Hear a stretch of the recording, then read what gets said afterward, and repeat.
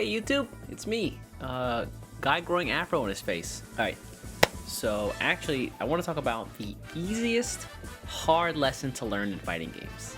And that sounds kind of weird, right? Like the easiest hard lesson to learn, but it really is. Like when you're starting to get better at the game, this is probably one of the first things you learn and you take forward with you throughout your entire fighting game career, whatever you want to call it. And to start off, the most common questions that I hear from either new players or players who are like growing are, how do I beat X?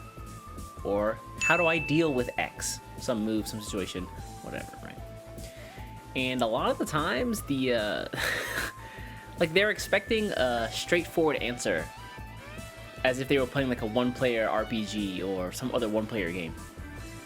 And you know, I don't fault them, because they're used to one-player games, so they're looking for a one-player answer in a two-player game. So you can see why there's not always a clear answer to how do I beat this, and that leads to a lot of frustration. They quit, they get mad, they get angry, whatever. But as you get better in fighting games, like you'll often find yourself in those really bad situations within the game, and you have to say, like, what do I do here? Or what do I do at this situation? And here's the answer. Don't get put in it.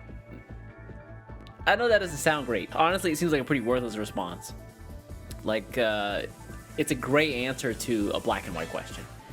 And the reason this is like the easiest hard lesson to learn is because, how do I put this? Technically, you already knew the answer to that without me having to tell you. You want some proof? All right, here, let me break it down for you. Let's do a little experiment. So let's imagine that you are fighting against Zangief Formum, right? Big grappler character, and you can choose where you want to be when you fight this character. Your options are either, one, next to him, giving him hugs in the corner and consoling him, or two, as far away from him as humanly possible, like screaming curses at him. Zangief players, close your ears for this one. But again, I'll give you a second to think about it. Where do you want to be?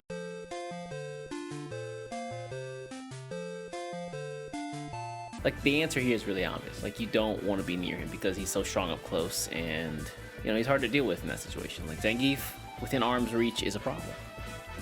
So what do? What do? You stay as far away from him as humanly possible. Like, that's because you don't want to get put in that bad situation. Like I said, I'm not telling you anything you didn't already know before. Sometimes the best answer to how to beat something or how to you know, deal with something is not to get put in that situation in the first place. Like,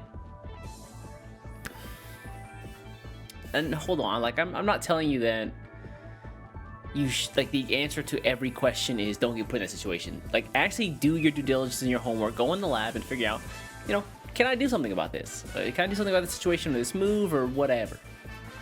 But sometimes you're gonna find yourself in a situation where you're like, I don't know what to do. I've like exhausted all the options I can think of, can't figure out anything, and all you're really left with is, hey, don't get put there, you know?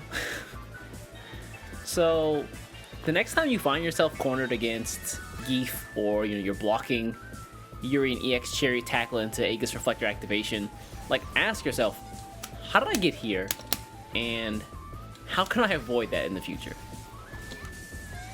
That's it, guys. This one isn't very long. It's just something I wanted to put out there. But yeah, I gotta catch you in the next one. Bye.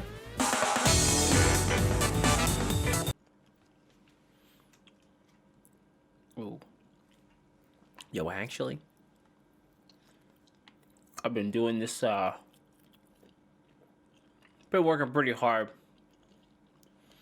at, you know, losing weight, eating decently, exercising a bit, and man, spicy beef jerky, Coke Zero, is the move.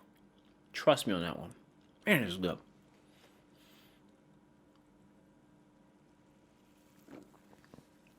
Coca-Cola, I'm taking sponsorships. Hit me up.